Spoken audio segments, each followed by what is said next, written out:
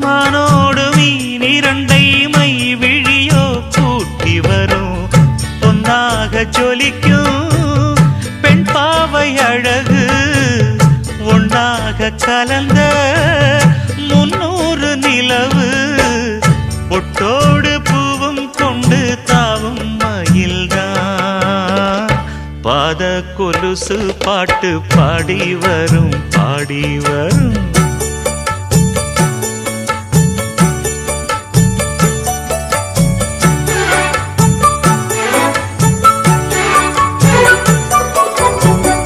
செஞ்சாந்து குழம்பெடுத்து தீட்டி வைத்த சித்திரமே தென்பாண்டி